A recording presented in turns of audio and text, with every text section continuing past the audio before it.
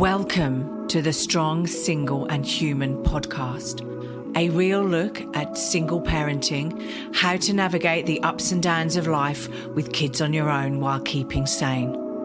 We cover all manner of subjects from domestic violence, dealing with childhood trauma, through to fussy eaters and how to help your kids become resilient. I'm your host, Claire Martin. Welcome. Welcome, Reneé Rodriguez, again to the podcast. As highlighted in the last podcast episode, Renee is a highly skilled, passionate individual dedicated to empowering women and advocating for their rights in family court cases.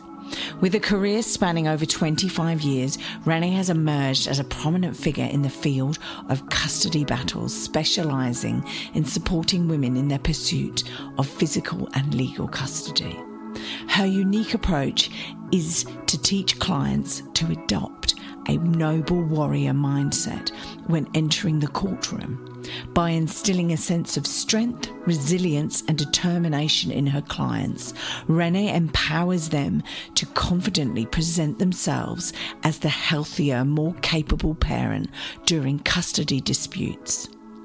Renee has also become a trusted advocate for victims of domestic violence. She understands the unique struggles faced by people in abusive relationships and helps them develop strategies to protect themselves and their children. Renee's deep commitment to promoting awareness about domestic violence and advocating for its victims has led her to become a respected figure in this field. This is the Strong, Single and Human podcast. Hi, Reneé Rodriguez. Welcome back to the podcast. Welcome. Thank you. Thank you for having me back, Claire. No, I can't wait for the interview I'm going to do today with you, the discussion, I should say, the conversation we're going to have today, because it's delving into narcissism. And So let's start with just going over, so I have experience of narcissism. What's your experience? How have you dealt with narcissism within your role, and then also personally as such? Probably the quickest and easiest is, personally, because I know you've sort of already heard my story. Yes. The last time that we spoke, and, the other piece of it is it's so interesting to me, and this is intertwined with my clients, how often I have a client who is a CEO or an executive or a doctor or a family court lawyer or whatever. It runs the whole gamut in terms of who we've got. But my point is, you picture that somebody who falls victim to a narcissistic abuser is weak somehow. And that's just not the case. They're really attracted to strong, smart people, strong, smart women, right? And they find that vulnerability, they find that lack of boundaries. And usually what we find is that lack of boundaries is something that was, or rather was not, the lack of boundaries. So boundaries was not taught in childhood. And so there's usually an origin narcissist. And so I think back to my origin narcissist, and I know that that's where I was first exposed to narcissism, and where any abused parent's children are exposed in that way that, that I was, that abused parent was when they were a child, or when they were in the relationship, that this is a cycle that just keeps happening, right? And so for me, I grew up with an origin narcissist who made it so that not only did I not know how to set boundaries, but I didn't know what boundaries were, not in the sarcastic sort of way, but in the, what is that? What does that mean? What does that look like? It wasn't even questions I was asking, because it simply didn't exist. So it was normal to not have those boundaries. Yeah. People pleasing as such, and all of the other different things that are there, the red flags that pop up, and you just ignore them. Or it's not about ignoring them, actually. It's about creating an excuse or a scenario in your head to justify them, I think, because you can't ignore them. But yeah, it gives you a feeling inside. And as a child, you have to normalize it. You have to, because this is all you know. So, and usually, let's say your origin narcissist is one of your parents, which it often is, one or both, usually one. You know, you do normalize it because when you see your friends and their parents, when you go over for play dates, when you're hanging out and you see how wonderful these parents are, you don't think, well, they must be wonderful behind closed doors as well, because your parents are wonderful in public, but behind closed doors, they're kind of a nightmare. And so as a child, you're just thinking that's what parenting is. They're wonderful in public, a bit of a nightmare behind closed doors. And I'm not talking the usual things we complain about with our parents not letting us this, that, and the other thing. I'm talking about that deeper sense of not feeling loved, not feeling good enough. Okay. Good enough. I love that. That's really what it is. Yeah. Not feeling good enough because you didn't peel the potatoes right, because your homework was not an A+, because, you woke up too early. Things that are not just things that you're doing that, arguably they just wanted something different and did not express it, but sometimes just being, just breathing can cause some sort of a reaction, right? So normalizing that. Yeah, it is. It's a struggle. It really is a struggle as a child. And also as a child, you do sit there and you do think, well, it's all about me. Like, I must have done something wrong to make this person angry, not talk to me. I'm just trying to think, because not talk to me is ignore me, but like, or to lash out or to abuse me, verbally abuse me or whatever. You just think as a child, it's something you've done. You're the bad person. Yeah. Which you're not. No. Children, you're a child. You're just going through things. I had a mom who shared a story where she was saying she loved to read, which I remember I did too. She loved to read. And her parent really punished her for it and made her feel bad about it. Why are you reading when I need you to spend time with me? You're not spending time with me. Why are you reading? And she admitted she would read for hours in her room. She just loved reading. And she was really punished for it, right? And so you're taught that you're not supposed to have these things of your own. You're supposed to be serving others. You're supposed to be doing this. You're taught that this is what a relationship is. This is what you're supposed to be doing. You grow up, and then, that's the person that the narcissist is looking for, the people pleaser, as you say, right? Yeah.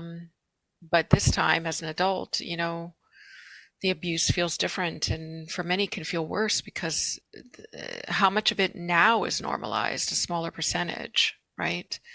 Yeah. It's becoming so. It's, and I don't know if it's a, 50s, 60s, 70s thing, but it's now becoming unacceptable to treat people in this manner, right? It's just, I don't know, it's just interesting. When I look back, when you were talking about that, when I look back over my relationships, mine were like, I went from a controlling relationship to a non-controlling to a real, like, there was no control over me or what I could do whatever I want. But then the person that I was with did whatever they wanted. And I'm sure there were elements, I haven't delved into that relationship too deeply, but I'm sure there were elements within that relationship that were controlling factors. But it was such a free relationship, I didn't need to worry too much about it. And then there were other peripheral relationships on the side that were like, not while I was in a relationship, but like, that came afterwards. And I went, wow, this is too controlling. So I kept going from controlling to freedom to controlling. And it's just, it's very bizarre how I go in those cycles. But this isn't my therapy session. But I don't. It is relevant. It's relevant because I think you're touching on something else too, which is that, we talk about narcissists and who they're attracted to and that type of thing. And I think it's so important to say that nobody dates an abuser. Nobody dates a narcissist, right? It's that facade that I know that we touched upon before, which is, somebody wonderful has come into your life, right? Well, so yeah. There's really two pieces here. One is that the person you're meeting is wonderful, that you can stay up late. These red flags are the types of things that we consider romance, that when we watch a rom-com, this is what we're watching, right? Yeah. And so there's something where we're kind of like, oh, that's what it looks like to fall in love, right? We stay up all night talking. We're on the same page about everything. We like the same things. We think about each other constantly. And there's all these red flags for narcissism or for being pulled into a relationship without boundaries, right? And it's something that's glorified, really. And then the other side of that too, though, that I think is so important to state is that not being taught how to have those boundaries, being caught in the net of a narcissist or a narcissistic abuser, does not mean that there's something wrong with you that cannot be fixed. Right. I mean, look, we can all, you and I are having a conversation about narcissism. We're talking about our past, our experience, but on any given day, we can talk to somebody who can talk about what their, childhood or life damage is. We're all in these different buckets, right? So if we're talking about the people who are in the narcissistic damage bucket, right, it's not to say that there is something wrong with you so much as it is to say sometimes these things, as horrible as they are, can almost be a bit of a wake-up call, but it depends on where you're at to hear it. Because I remember when I went through my own dating, I mean, you're describing your dating, suddenly became this point where everyone I was in a relationship with, there was something that was off that I did walk away from. There was the man who wanted me to, get breast implants. There was the one who wanted me to get a nose job. There was the one who really felt like he wanted me to dress different. There was the one who wanted me to work only on his projects. And slowly but surely, it got deeper and deeper where, they were trying to change me or control me. And it's interesting that one day I just suddenly got caught up with someone who was better at it, who wasn't trying to suggest things that are so obviously red flags, but who just had it down to a freaking science. Yeah. And that's usually how people become ensnared. And that's not the fault of anyone who's become ensnared. Trusting somebody for who they are is not a fault. And this situation and these relationships, right? And I've spoken to a lot of people on the podcast who have been in controlling narcissistic relationships, for want of a better word, right? But controlling relationships, abusive and verbally, emotionally abusive, controlling relationships, right? Where it doesn't happen overnight. It's not like, oh, they're great 1 minute and then bang, like the next week they're a nightmare, right? It happens slowly and gradually, and it's like a creeping mist. It's the only way I can describe it. But it's like a creeping mist that slowly comes in and envelops your whole life, your friends, your working situations, you, what you wear, who you talk to, how you act in public, how you act with family, everything, right? It's just... And there are varying different degrees, right? I mean, I've just listed off a whole load, right? And my situation, I sit there and maybe it's my brainwashing, but I sit there and go, my situation is not half as bad as some of these people that I've spoken to, these women and men, right? Because let's not forget, right? This happens to men as well, right? Yes, it does. Does. Men are controlled and manipulated and emotionally abused. Maybe not so much physically abused because of the, but I've known men who have been physically abused, right? Physically beaten. Yes. So, we can't just say this is a women only situation, right? Men also. No, it's not. Certainly statistically, it's more likely to be a woman, but no, men can absolutely be suffer narcissistic abuse. And I want to say I love your analogy there, your metaphor really of the mist. It makes me think, I don't know if you've ever been to San Francisco in California, but I used to live there long ago and for a long time, for almost 20 years. And then I ended up going back just earlier this past summer and visiting with a friend, and we did a lot of hiking. So I went on this one hike where we were disappointed because the San Francisco fog, which is gorgeous. Oh, it's so gorgeous. We were disappointed because the trail we were taking was going to allow us to see the water, to see the bay, as we would pass through different parts of the trail. Yeah. It was a long trail. I think it was no, it wasn't that long, 7 or 8 miles. And so we're doing this trail, but here's what's fascinating. We would be in this thick mist and we'd be layered up in 2 different layers because it's quite cold, the fog in San Francisco. Yeah. And then we would come out in the sun and we'd be able to see a piece of the bay, but we would keep going because, there was so much beauty. We wanted to see more beauty, and then we'd be back in a fog again. Now, certainly there was something beautiful about the fog. So there's not an exact analogy here, but it does feel like there's a bit of one here in that it's like you go into it, there's the fog, but then there's this breath of fresh air. I remember there was one time when my narcissistic abuser was unexpectedly waiting for me right at the gates of the subway when he knew I was coming home. Who knew how long he'd been waiting? And again, I didn't notice the red flags, right? He waited and waited and waited for me. As soon as I saw him, I ran to him. And what's fascinating is that even as I was running to him with a big grin on my face, something inside me was thinking, why am I reacting this way? Why am I reacting this way? Because certainly I've run with joy to people and it has felt authentic. Yeah. This feels like something I should be doing, like I need to be doing. And that was early on in the relationship. Wow. It's like you do have these red flags. You do. It is gradual, as you say, right? There's just a brainwashing. There's a programming that's coming along with that. But I will say there is a switch for a lot, and a lot of people describe it, and psychologists talk quite a bit about the fact that there's many, many, many, victims of these types of abusers will say that, the day that they got pregnant or the day that they got married was when there was a switch. Like, sure, there were quirks before, there were red flags, you're slowly being drawn in, but then once you're drawn in enough, once you're pregnant or you're married, well, they don't need to draw you in anymore. No. Now you're stuck. You're there. In their you're minds, cool. Right?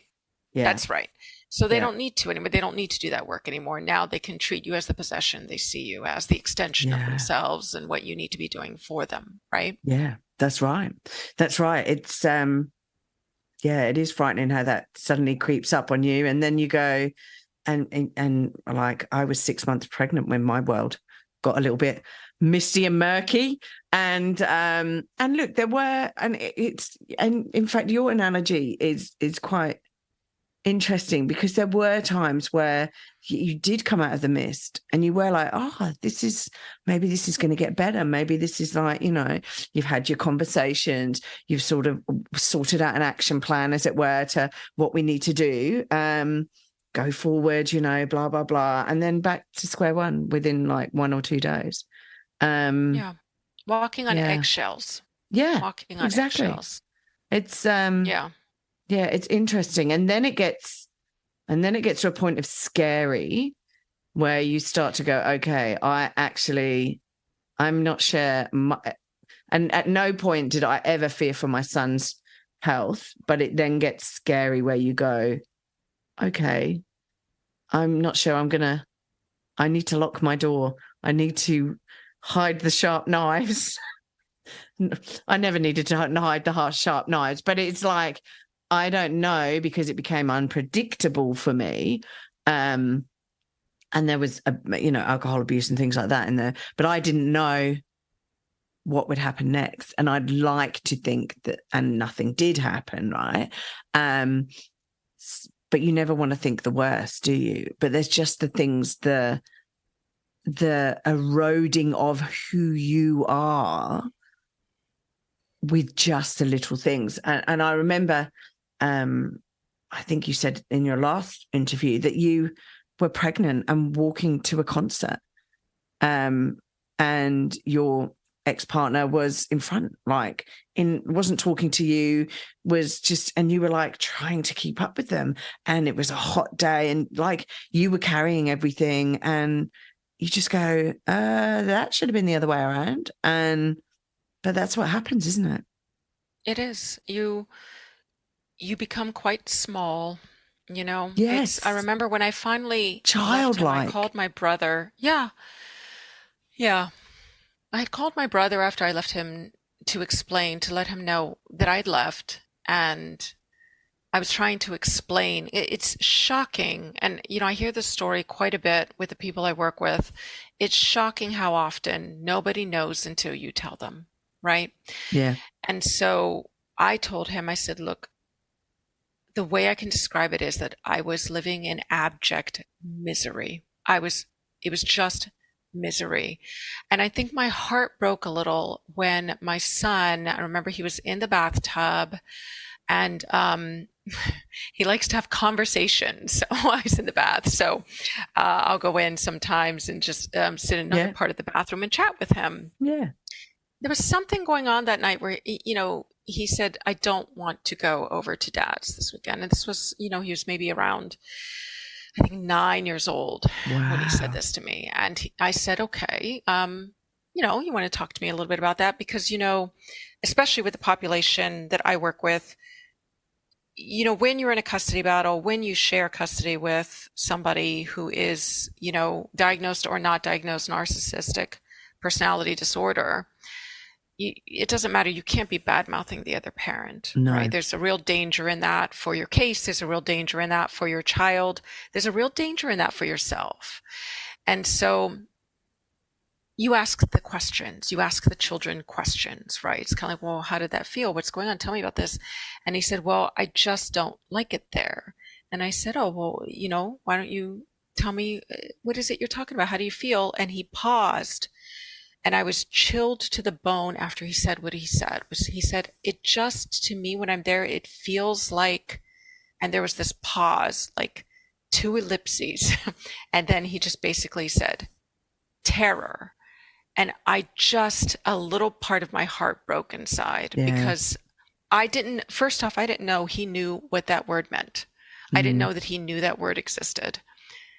And then the other thing is that instantly I thought, yes, that's exactly what I was going through, was daily terror. Yeah. And for my son, I knew that, the court thinks that they come into these custody situations and they say, well, it sounds like he's changed, or, well, he might have treated his romantic partner that way, but of course he's never going to treat a child that way. And there's this, excuse my language, but there's this incredible stupidity, this willful or maybe not willful ignorance as to, this is a human being who knows how to be cruel. Yeah. What on earth makes you think that a cruel human being is going to pick and choose who he's cruel to, except where it benefits him? And, the moms I'm working with, the dads I'm working with, they are telling the court, behind closed doors, the charming person you see is this person in reality.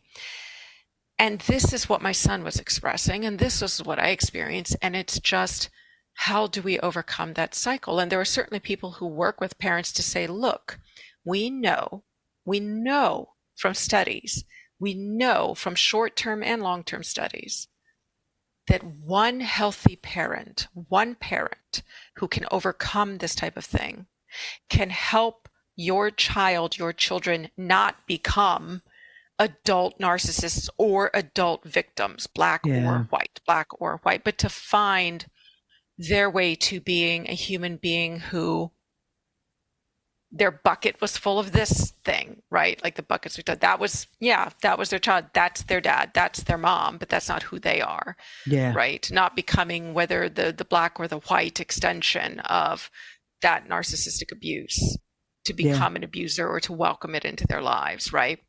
one healthy parent.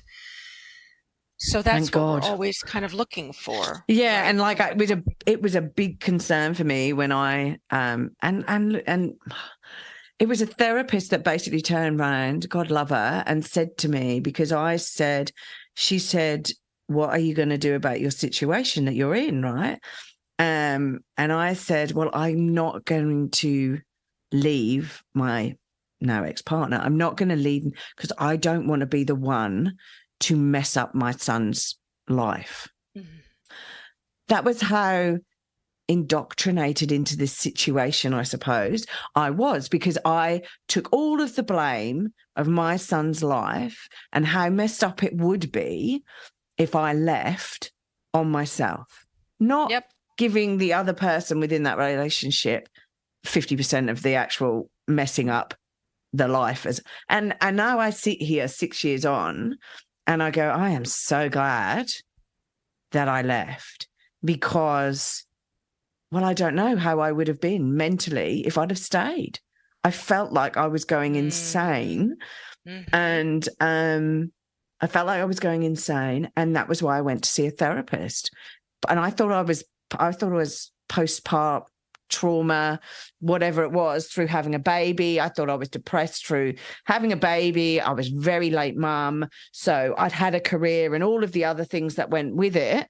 And I thought, well, maybe I'm grieving losing my career and having this new responsibilities. And it's very different from the responsibilities I had within my career. And maybe it was all down to me, right? Maybe, not the fact that, my ex-partner was drinking and spending all the money and, the emotional abuse that all goes with all of that. And and so I just thought it was me. So I went to a therapist and went, I think I'm losing my mind. Can you help me? Because I don't think I'm going to hurt my child, but I actually want to be a sane parent for them, not actually a crazy one. And we worked through it all, and it's sort of, look, there are times where I'm not maybe sane, but it's okay. It's a good crazy. So like, when you are in the relationship, and I think there comes a point where you go, enough is enough. I can't do this anymore. And my point was the conversation with the therapist where she just planted a seed and left it to grow. And I didn't leave probably till 6 months after she planted the seed. And then I'm a planner. So I was like, right, okay, how am I going to do this? Right, let's, it's going to be an explosive. If I say I'm leaving, I'm taking his son, it's going to be explosive. It's going to be abusive.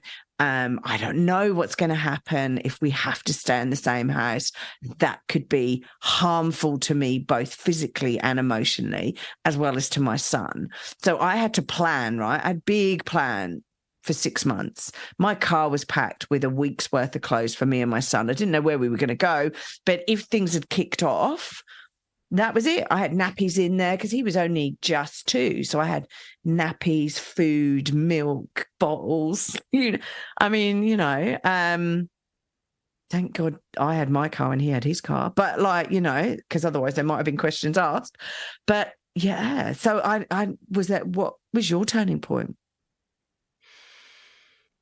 It's kind of interesting because he blamed me for everything. He was a blaming type of narcissist. Yeah. Many of them are. And he was trying to upload a video to something that he wanted to submit. And I was with our 5-month-old and breastfeeding or some such. And I'd asked him to look up something, just to Google something, because, you're breastfeeding, you don't have anything near you, you know what it is. Yeah. And he was sleeping. And so I asked him to look up something and his video wouldn't upload. And he decided that the reason that his video wouldn't upload is because I had asked him to Google something for me. And he was livid. And I had a conversation recently, which I think I may have mentioned during our last conversation, where a friend had told me she thought I was being mentally abused. Yes. And that was still ringing in my head from maybe 2 to 3 weeks before.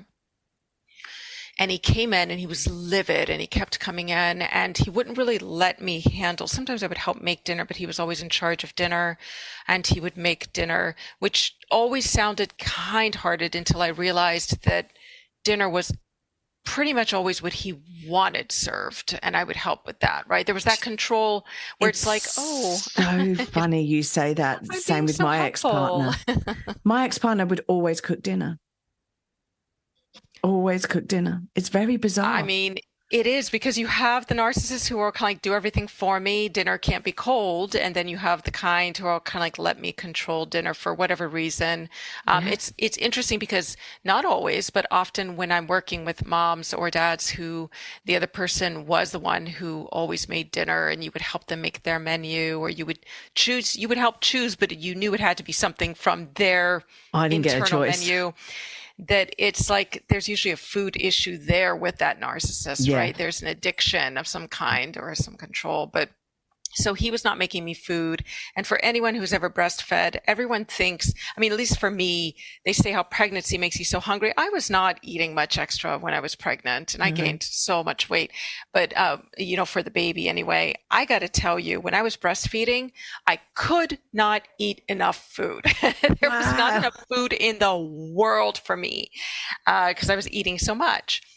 So I was starving. So finally, I got up, our baby had woken. I handed the baby over to him to say, can you please just hold the baby while I make myself some food? So as I was making food in the kitchen, I noticed that he was sitting there with the baby on the edge of his knee, glaring at me. Like all of his energy was turned not toward the baby, but me. And the baby was on the edge of his knee. And it was a little bit odd. But again, like plausibly like, oh, he has the baby on his knee, but it was odd. So I'm making dinner. My hands are shaking. I was going to make a bunch of food, but I just made enough to get by so that I could take the baby again, because now the baby was starting to fuss and was beginning to feel something. Yeah. And right. They take on your stress. Yeah. Yes. And starting to cry because there's an angry man holding this child. And he's starting to cry. Never once did my ex break his murderous glare on me. So this child is starting to cry, and I was all like, I just have to get enough food to take the baby away, take them back into the other room. Yeah. So I did that, took the baby back in the other room. We had some sort of a weird argument about walnuts and me not eating any because he needed them. And then I don't even know. And then I went into the bedroom, got the baby settled in, and texted the friend who had told me she thought I was being mentally abused and said, I'm leaving tomorrow. Will you help me? Oh my God. And I realized as I was looking up, all kinds of things about what was happening to me, the mental abuse, that type of thing, I found that was the first time I found the power wheel. So that was the first time I saw the cycle of abuse, was at that point. Mm-hmm. And I realized that I was leaving not because of his abuse to me, but because that was the first time I had seen him completely ignore our son's distress. Yeah. And I was like, I got to get out of here. Yeah. We have to go. That's it. So he was abusing me and I wouldn't leave. He starts to abuse our child and I'm out. That was my impetus. And I hear a lot of moms say the same thing where it's like, yep, I lived there. And then the first time he laid a hand on my child, the first time he emotionally abused, the first time he gaslit my child, that was it. I filed. Yeah. And I just left. I left the next day. My friend was with me. I called the DV hotline and said, hey, what should I say to him when I get home? They said, well, describe, and everything I would tell them, well, he said this, he said, they were finishing my sentences for me. And I said, but I don't think I'm being abused because I have seen him get violent with people, but he's never gotten violent with me. And they said, you're absolutely being abused and we don't think you should wait for him to come home. We think you should go while he's still at work. And so that's what I did. Yeah, that was my turning point. My child being abused, not me, but my child. And it's interesting you say that because I think I decided a year previous, if not even maybe a little bit more than a year previous to actually us separating. I'd actually gone, because we were renting at the time, I'd actually gone and applied for a rental property. I'd got accepted and I was about to move into this rental property when he found out about it. And so then I was like, oh, I'm going to decline it. I'm not sure that I'm not sure I can deal with one living in a rental property on my own with my son, with him living down the road, like all of these factors, right? I was like, he's going to be around every day. I'm not sure I'm going to be able to hold down a job, so it deterred me. And it took me a year then to build up the courage then to say, right, okay, this is what's happening. And then he moved out. But and it's the same with me. I was like, I have to do this for my son. I have to do this. If this is how I am. And like thinking back to who I was before the relationship and everything, you know, I was managing multi-million-dollar projects. They were global, 40, 50 people within a project team, just living the best life, right? Living my best life. And then I slowly got eroded. So yeah, that's exactly it. It's at a high point, isn't it? Yeah. That they find you. Yeah. And I felt in control. I was out with my friends at the weekends. We were going to concerts and gigs and theatre, and I was just, flying places, and it was great. But then that, your friends all disappear because of the abuse, and and they go, oh, we're not staying around. And and thank God I had one friend who phoned me every week, especially after my son was born. Like, God love her, she knows how I feel. But this one person, because and she got me through it. I don't know how I would have got through it without her. She kept me sane. She'd go, right, how's this week going? And I would just explode on the phone and go, oh my God, blah, blah, blah. And then she'd go, great, okay, well, you know where I am. And I would never phone her. She would always have to phone me. But I don't know. There were very dark, deep holes that I would get myself into that she was just there to go, how is it? So I'm like, hey ho. But then, okay, so both you and I left, and other mothers and fathers have left. But then how do you then go into the next stage, right? Which is, I wasn't married, so I just had to deal with access to my son, right?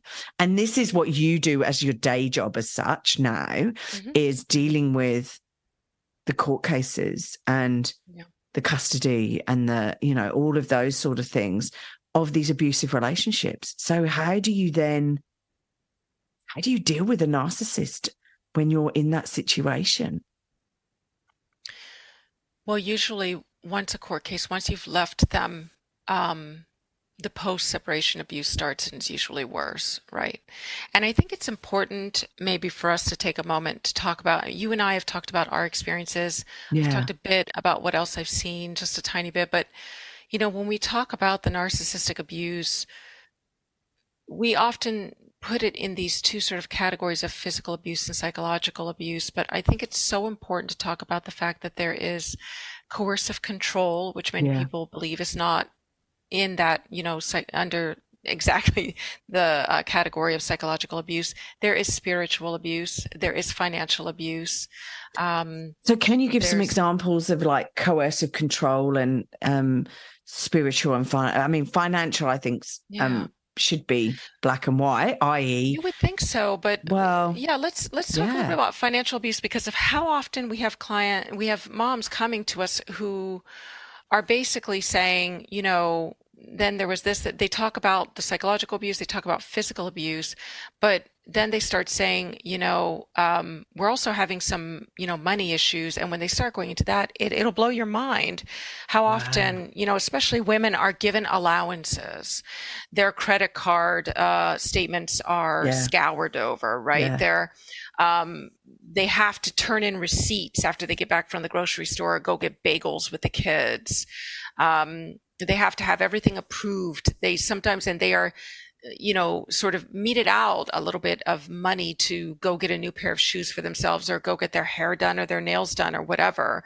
But then afterwards they're guilted for it, which is also financial abuse, right? Yeah. Where it's like, you're spending money that would be better spent on our children. You are doing this, you're doing that. You didn't buy the right things at the store. Here's your allowance. Be a stay-at-home parent while I'm the one who's the breadwinner, which can work just fine in most families. It's when the other parent is kind of like, well, I'd really like to work now that the kids are in school. It's kind of like, nope, need you at home, need the house to be clean for when I come home, for when the kids come home, need you to be doing this, need you to call my secretary, need you to set up my stuff. And it's just, you become their secretary, you become someone who has no earnings. And there's a lot of financial abuse with that. Or there's a joint account, but they take money out so often. And then once you separate from them, all the money disappears from the account and they leave you completely destitute. And then, of course, they say, well, I'm broke, or I run a business and the business is in debt. And as a matter of fact, I filed, the way that people file taxes, depending on where you're at, many spouses will just blindly be all like, well, I don't deal with the money, so I'm just going to sign my name to that. And depending on where you're at, you are now liable for the debt that they may be falsifying or that they might be true. But then you leave them, they leave you no money, but they also have, 120,000 USD in debt that you are now liable for half of to, the IRS or whatever it might be. Spiritual abuse usually has to do with religion, right? And so, it's kind of interesting. There are unfortunately some professions that we see quite a lot of. Like if we sit down and we sort of look at the stats of the narcissists themselves and what they do or what age they are or what their name is or anything like that, there are some really interesting patterns that come up, some very interesting patterns.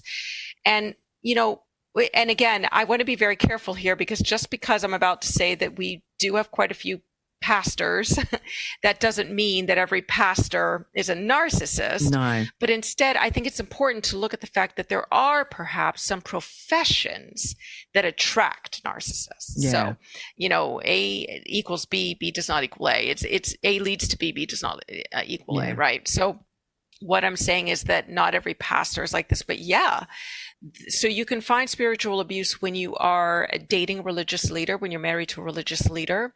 There's also if you hold a very deep faith for a religion or any type of faith, and that is guilted or used to control you. That is spiritual abuse. Our Lord, our ruler, our leader, whoever, you follow, and it can be cults, wouldn't like what you're doing, wouldn't, right? And also it can be cults, it can be cults. Actual mainstream religions. It can be various different religions or cultures, and all of that is spiritual abuse, and also cultures, right? Faiths. Cultures can, that I think, and we actually there's immigration, there's immigrant abuse, there is cultural abuse for sure. We see that usually when there's two different races, but there are a lot of different situations that can lead to that.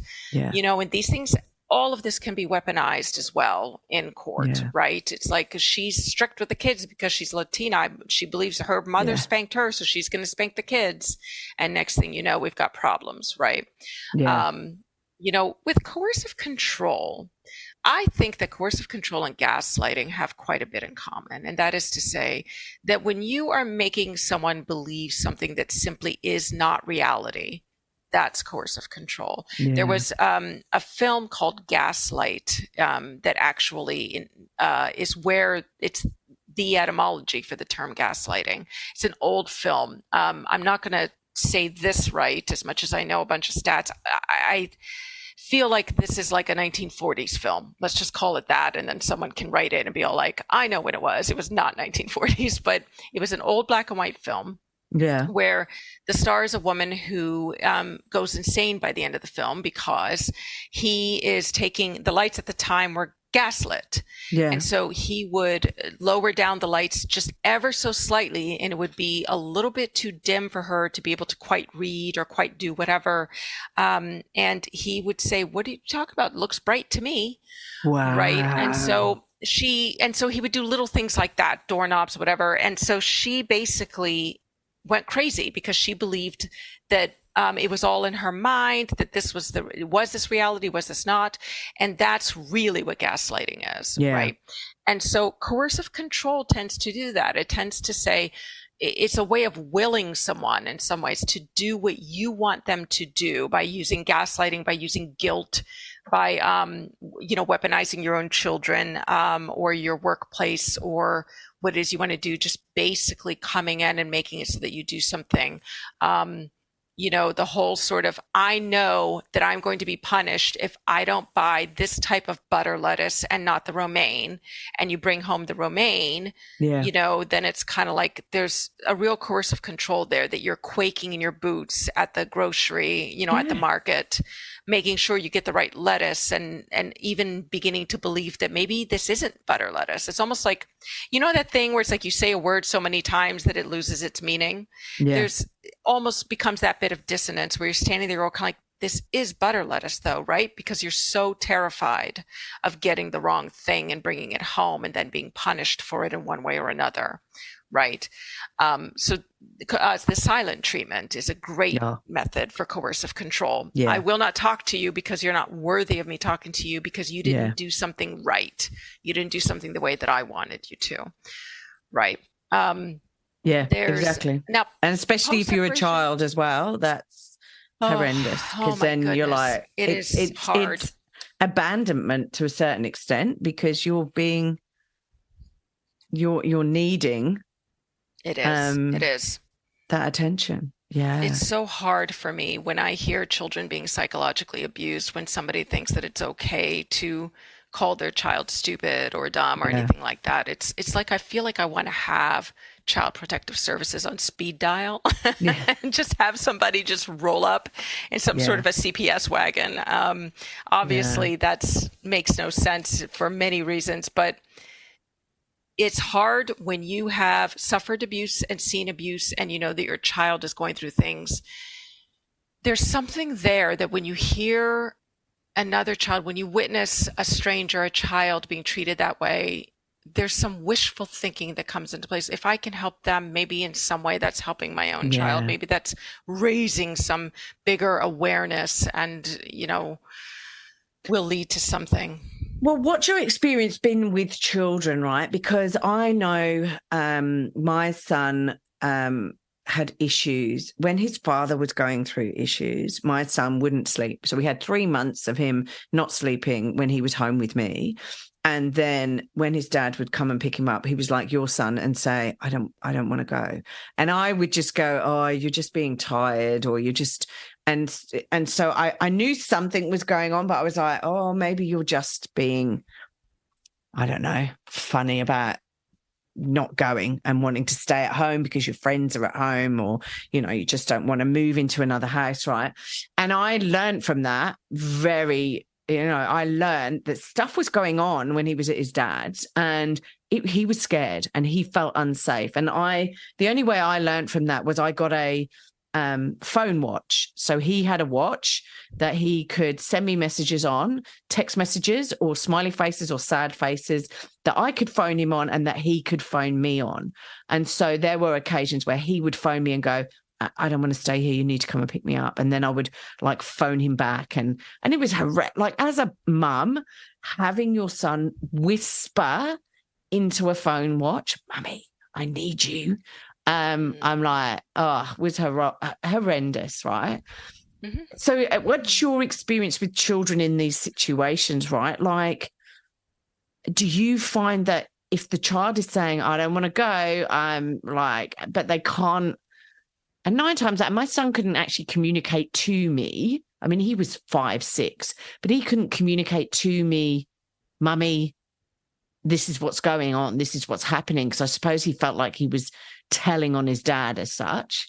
But do you feel though, if kids in these situations are going, hey, I don't want to go there, that something should be done? Are they telling the truth? Is it I think this is where we start to wander into parental alienation accusations. Yeah. So if your child does not want to go, it's so difficult. But look, when people I'm a DV advocate, but when people are hiring me, they're doing so as a custody consultant. Yeah. And so it really just plain sucks to have to say to them, you have to send your child. Yeah. You have to. We have to, of course, each case is different. We have to look at what's going on over there. But for the most part, even when horrendous things are happening, there comes this thing where we have to sit down and we have to have a hard discussion with our clients and kind of go back and forth to see what together we can figure out. Because if they're sending their child over there and horrible physical things keep happening to them, then we have to look at what have we got to show this? Because this is the type of thing where the court is all kind of like, so saith you, but dad says that things are just fine. And of course, we're not going to believe the child. And, which is nuts. It's nuts, right? I honestly think, I mean, look, a child of 7, and I know there potentially could be cases where there's manipulation, coercion, and the child could say, oh, I'm being abused. And it's coercion from the other parent or whatever. But exactly. So infrequent. That's my view. And generally the way that, again, generally speaking for family court, when a mom is crying abuse, then she's accused of parental alienation. When a father cries abuse, the mother loses her children. Yeah. And so it's a very, very tricky thing. And again, I'm speaking quite generally, but, it's all about documentation. It's all about finding out as much as you can, getting as much as you can. I am one of the most powerful things that we work with clients on is the child's therapist. Now, this is a bit tricky because a lot of parents don't get therapists for their children until after the divorce, after the separation, because they don't feel there's a reason to before that, right? So that makes sense. So it makes sense then that the timing would be you're getting a therapist post-separation. The problem becomes the other parent, absolutely, the abusive parent, the narcissistic parent does not want their child talking to a therapist. Yeah. They just don't, right? So it's hard to get them to consent or agree to getting a therapist for your children. But if you can succeed at that, even if you have to go to court to do it, do it. And when you go to court, what you're going to say is the child is going through a divorce. It makes sense. We just want them to have somebody to, the teachers are noticing that they're doing this and this in school. So we are noticing a change. We just want somebody for our kids to talk to. That's all. But here's the thing. When you are going for your therapist, you are looking for a certified a therapist who is certified in trauma therapy. There are therapists who are trauma informed, and that's good, but you're looking for somebody who can do a round of trauma therapy with your child. The other thing is, depending on where you're at, there will be some sort of an agreement that you will sign that will say that the therapist can speak to nobody about what goes on in these sessions, right? I actually, again, generally speaking, but we often advise against signing that. It might be called a safe harbor agreement or something like that. It sounds good on paper because your child should have somebody that they can lean into.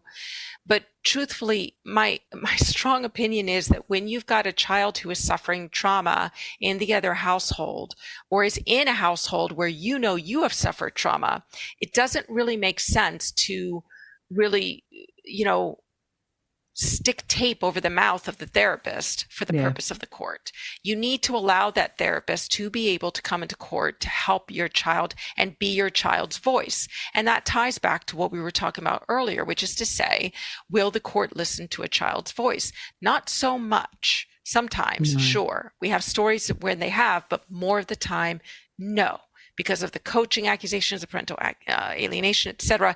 So the therapist, a good therapist who is certified in trauma therapy, that's your child's voice. Yeah. And what you want to do is you want to build a relationship with the therapist where you are never talking about the dad or the narcissist. You're never accusing the narcissist, but you are instead basically coming in and saying, hey, there are these concerns. This happened on this day and that type of thing.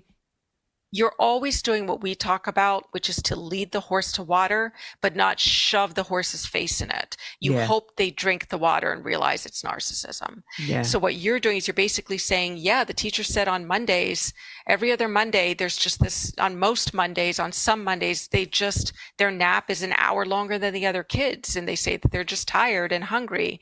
And so essentially, you're hoping that the therapist will say, well, what do you think is going on with these Mondays? And then you can say, when I look at it, these are the Mondays that they're dropped off from dad, or the narcissist. So maybe you won't say the narcissist, but the other parents. So you're basically saying, so maybe there's some difficulties there with sleep or with parenting or something like that.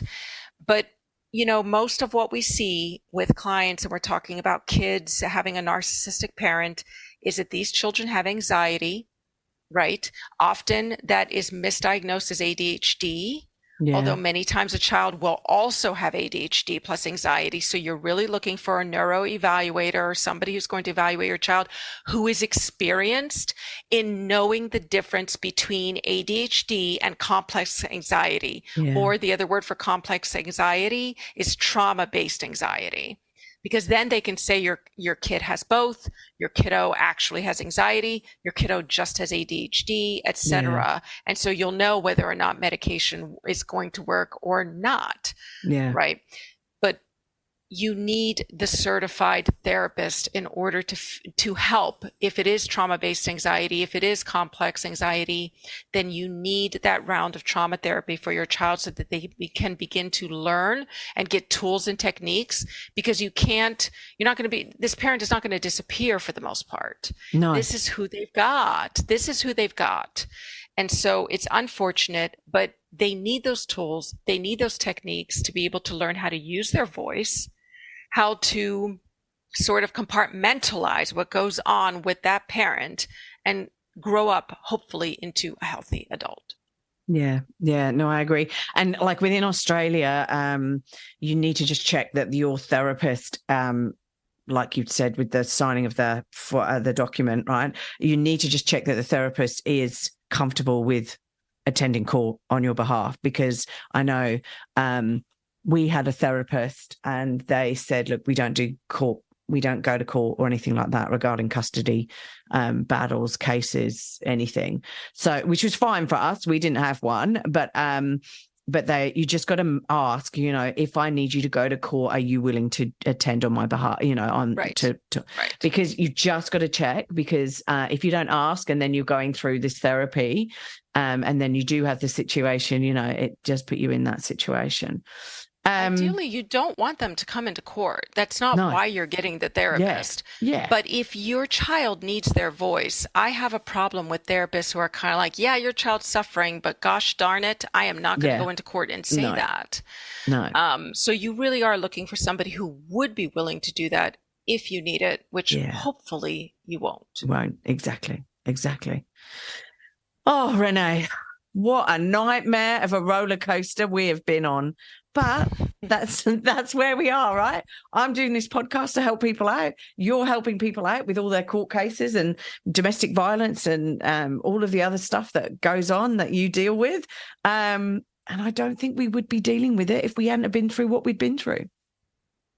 Agreed. And I think there's a point where you don't just survive, you thrive, and you learn things about yourself, and then you figure out, well, that's not going to happen to me again, because these things are changing. And most of the people who I talk to who have recovered from narcissistic abuse are actually stronger and happier than they've ever been in their lives. And many of them, including myself, consider that dark period kind of a necessary gift. That's not going to be everybody's journey, but it did happen to be mine. And I want to put that out there for anybody else who is kind of like, what's weird is, me too. Not so weird. It's a possibility. Yeah. It's a lot. Oh, sorry, somebody at my door. Yes, no, definitely. So look, where do people get in touch with you? Where can they get in touch with you? Yeah, so if you are going through a custody battle with a narcissist, then go to the Custody Blueprint thecustodyblueprint.com, and find us there and see what we do, and see if you want to talk to us to see if we can help you.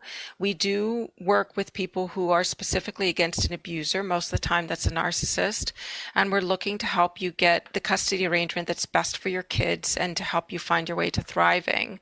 And I do just want to really quick come back around and say, earlier I'd said that if you have one healthy parent, then your child can overcome things. I spent about 3 years, Claire, looking for the person who could help parents do this. And I have no financial affiliation with her, but go and look up Dr. Christine Cocciola. Her last name is Cocciola, and Google will put something like it in there, and Google will find her for you. Just follow her and just start to see the specific techniques that she has, the specific language that she gives parents when they are dealing with a kiddo who comes home and says, my other parent said this. Should I really be doing that? Am I really like that? Or my other parent was mad at me because I dropped milk or spilled milk, whatever. Yeah. That she's fantastic. And I searched for her and I found her, and I love to send people her way when they're ready for her. So I would love for people to just know she's out there, follow Perfect. her, and just get something from her as well. No. That's cool. Yes. And you deal with people all over the world, don't you? You're based in the States, I do. But you actually are global. Just like this podcast. Yes. Thank you, everyone all over the world. But you do. So if people just think that you just deal with people in America, right? It's not the case, right? You deal with people in Singapore, Australia, and various different other areas as well. Canada, US, all the states. Yeah, it's like Europe. I say, and I'm going at the end of this month to the family court conference again. It's everybody's coming to these conferences from all over the world. Yeah. So everybody's doing the same stuff. Yeah, there's going to be some differences in your territory, in your state, in your province, etc. But really, generally speaking, what we do goes toward the heart of building your case against a narcissist and helping the court to see the truth behind the mask. Yeah, no, exactly. Look, Renee, thank you so much for coming on. It is always a pleasure to speak with you. No, it's great speaking with you. We sort of have like so much in common as such with like the narcissism and the helping parents, and like we just understand it. It's quite amazing when you talk to somebody who's been through similar sort of stuff and you just go, yes, oh my God, I get it. So look, thank you so much. And I wish you the very best with everything that you're doing, because it's such a help for parents out there. And very much so for you too. Thank you for that. But podcasts are sort of my lifeline quite a bit, and yours is very clearly a lifeline and a life changer, I'm sure, for people. So thank you for that too. Thank you for having me. Thanks for listening. If you've enjoyed this podcast and you would like to hear more, please hit subscribe wherever you like to hear podcasts. If you would like to support us further, share this episode with your friends and family.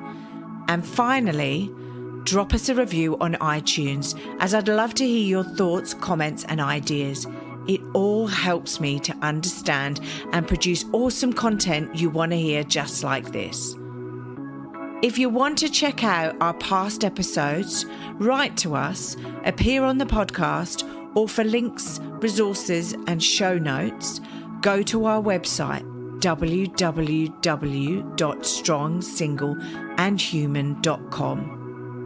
We are also on all the usual social media platforms, Insta, Facey, and Twitter. I hope you have a wonderful week, and I hope to see you back here again soon. Be kind to yourself, and remember, no one is perfect. We're all just putting one foot in front of the other and doing our best. I'm Claire Martin, and you've been listening to the Strong, Single and Human podcast.